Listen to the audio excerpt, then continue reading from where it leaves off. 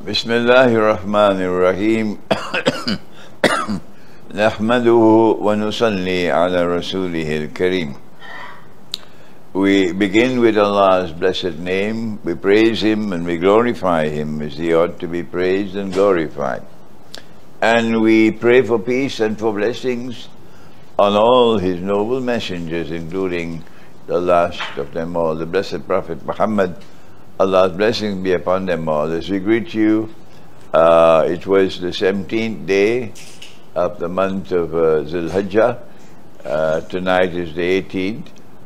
From Kuala Lumpur in Malaysia, with Assalamu alaikum wa rahmatullahi wa barakatuh. And this video is just an introductory observation, introductory response to Israel's attack on Iran, which is continuing.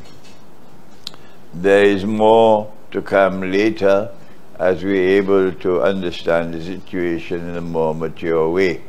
But there are so many around the world who are impressed by Islamic eschatology, a branch of knowledge which appears to be scorned by mainstream Islamic scholarship, or ignored by mainstream Islamic scholarship. But there are so many who are impressed by the credentials of Islamic eschatology, and they are looking to me for a response to what has happened in Iran.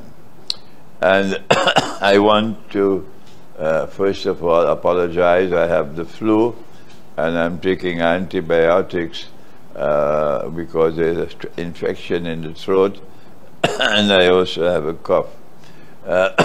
So kindly bear with me in my illness. And secondly, that I am about to fly tomorrow to Indonesia, and I will be in Jember for the next 2 weeks. I look forward to going to Jember. I hope get some rest. I badly need some rest. But we'll be having sessions every morning after I have rested for a few days, and every afternoon. And there are many who will come from many different parts of Indonesia to share with me the time in beautiful Jember. So until we meet in Jember, inshallah, I look forward to a little bit of rest. Now then, the first implication of what has happened in Israel's attack on Iran, in my opinion, from the perspective of Islamic eschatology, that we have arrived at a defining moment in history, when the movement of history is changing, when a Pax Americana which has been receding is now giving way, whether they like it or they don't, whether Trump understands or he does not, is now giving way to a Pax Judaica, which is for the first time publicly proclaiming its intention to become a ruling state in the world. We have been explaining this subject 25 years ago in Jerusalem in the Quran, where we advanced the thesis that a Pax Britannica did not emerge in a vacuum, did not emerge by accident, that it was meant to prepare the way in a process of three stages,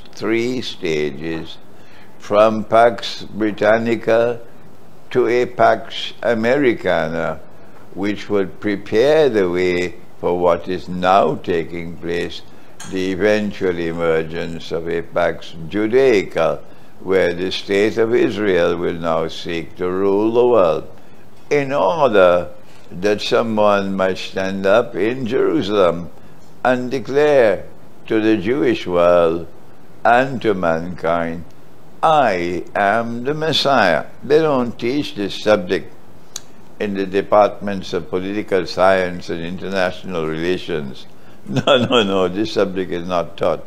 We have to teach the subject. That he wants to stand up in Jerusalem and declare, I am the Messiah. And those who lack the capacity to understand what's happening will accept him as the Messiah. But not the world of Islam, which will recognize him to be Al-Masihud Dajjal, or the false Messiah, and not that part of the Christian world which has not betrayed Jesus and which will recognize him to be the Antichrist. But that is not taught in academia. So now then, we have anticipated this day in Jerusalem in the Quran, which was published 25 years ago. That book has become a bestseller, and now it is likely to continue being a bestseller because that book is explaining the essence of what is now happening in history. If scholars are of the view that they are faithful to the Quran, if they believe that they are correct in their explanation of the Quran, then I am recording this video to send a message to the world of Islamic scholarship, and I'm not doing so in any arrogant way. I'm doing so in a very polite way and a scholarly way. That the Quran declares of itself that it is absolute truth. No scholar of Islam dares to differ with that. If the Quran is absolute truth, and if the Quran says that it explains all things, tibyan and likulli shay, then can you deny that the Quran will explain the movement of history? Please answer me. Instead of shutting the doors of the masjid to me, as they have done in Malaysia, you should answer me. Is the Quran not claiming that it explains all things? Well then, would the Quran not explain the movement of history? Would the Quran not explain what is happening in the world at this time, when in Israel is flexing her muscles and showing all signs of being willing to defy the world, defy the United States, defy Europe, defy traditional friends, defy China, defy Russia, defy all of mankind. And Israel will act as Israel chooses to act. And I want to just read to you now what I have written on the subject. This is briefly an introductory comment. That Israel's daring, unprovoked, and very public attack on Iran's missile manufacturing, as well as nuclear plants and other Iranian military establishments, and the assassination of such senior military personalities as the commander of Iran's elite Islamic Revolutionary Guard Corps, the chief of staff of the Iranian Armed Forces, a general of the Armed Forces, several of the senior military personalities, in addition to 7 senior nuclear scientists. All of this has presented to Iran, presented to Trump's USA, as well as the rest of the world, including Russia, China, the European Union, the world of Islam, sent a message, a very clear message, publicly proclaimed that Israel will not submit to any law, including the United Nations Charter and international law. Israel will submit to none but Israel. The implication is that the world must now recognize that Pax Judaica has arrived, and hence that Israel can now be expected to act in the manner of a state which wants to replace USA in the same way as the United States replaced Britain as a ruling state in the world.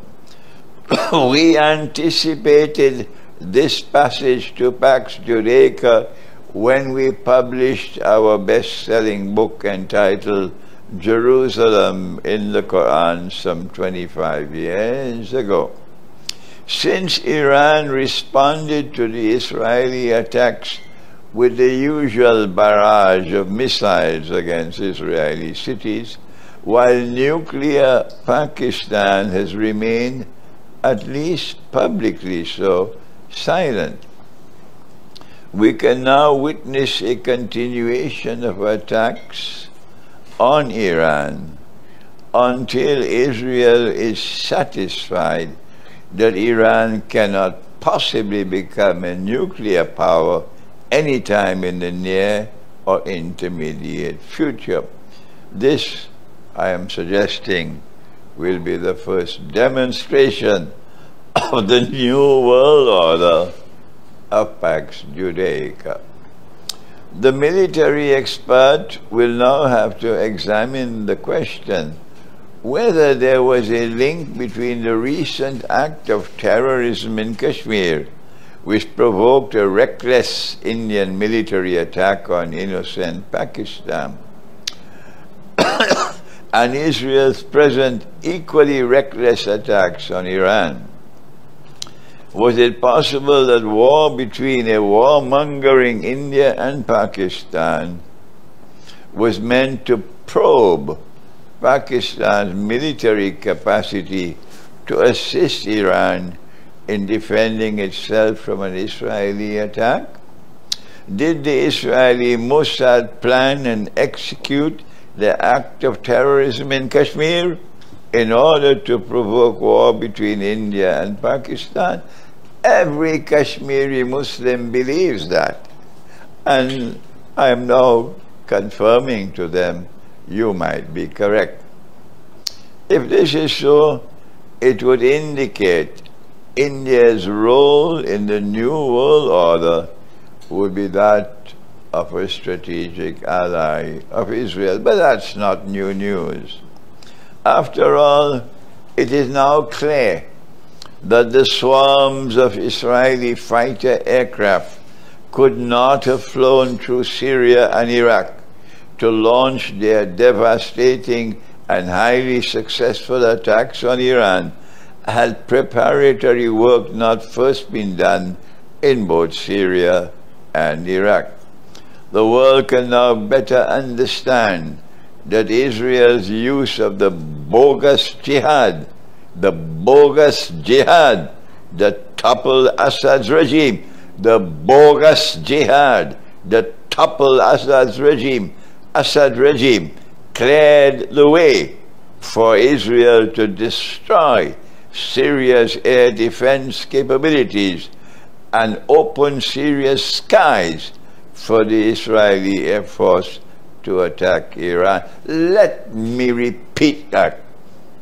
The world can now better understand that Israel's use of the bogus jihad that toppled Assad's regime cleared the way for Israel to destroy Syria's air defense capabilities and open Syria's skies for the Israeli Air Force to attack Iran. Islamic eschatology recognizes that Pax Britannica and Pax Americana were both created and have both functioned to clear the way and prepare the world for Pax Judaica. And so the world is now likely to witness a future in which Jerusalem will increasingly lead the way, while Washington, London, and the European Union can do no better than to toe Jerusalem's line. This ominous movement from Pax Britannica to Pax Americana and to Pax Judaica, let me remind you, was explained some 25 years ago in my best-selling book entitled Jerusalem in the Quran. The world must now ask this question: will the United Nations survive a Pax Judaica? What are the long-term implications for Iran of this dramatic evidence of the emergence of Pax Judaica? Let us now attempt to answer that question. It is not possible for any critic to dispute the fact that nuclear power functions as an effective deterrent to the threat of aggression by hostile forces. If Iran had a nuclear deterrent, a warmongering Israel would not have dared to attack in such a way as it has done. And had Russia not become the most powerful nuclear power in the world today, and had nuclear Russia not established a line in Venezuela that a warmongering Washington dared not cross, regime change would have taken place in beleaguered Venezuela long ago. The Iranian religious scholarship has consistently argued that the development and use of nuclear weapons in warfare is haram, i.e., legally prohibited by Islamic law. We respect the Iranian view, and we find that there is much moral substance in support of such a view. But the time has come for us to remind Iran that the Quran has demanded plainly and clearly that power must be developed to the extent where it can function as a deterrent. This is Surah Al-Anfal, verse number 60. وَأَعِدُّ لَهُمْ مَا اسْتَطَعْتُم مِّن قُوَّةٍ وَمِن رِبَاطِ الْخَيْلِ تُرْهِبُونَ بِهِ عَدُوَّ اللَّهِ وَعَدُوَّكُمْ. That you must build power so that power can function as a deterrent. We are now of the view that it is time enough for Iran to change her position on the development of nuclear power, and we anticipate that this view from the Quran, that Iran must build nuclear power so that it can function as a deterrent, will eventually now prevail in Iran, and we look forward to that. The world may now witness, therefore, Iran withdrawing from the Nuclear Non-Proliferation Treaty, but it may take some time because Iranian Islamic scholarship may not want to change the position so easily. But we are now of the view that public opinion in Iran will eventually force such a change, and therefore that Iran will have to withdraw from the Nuclear Non-Proliferation Treaty, and that Iran will build such a military alliance with Russia that would ensure Iran's capacity to eventually acquire deterrent nuclear power. Since Russia would not submit to Pax Judaica, and the evidence for that has emerged spectacularly so over the last 1.5 years as genocide has taken place in Gaza. Since Russia would not submit to a Pax Judaica, Iran can succeed with Russian help in becoming a nuclear power. And if that happens, the implications for Israel will be very grave indeed. This is simply an introductory comment from me on the implications of Israel's attack on Iran, and I thank you. Wassalamu alaikum wa rahmatullahi wa barakatuh.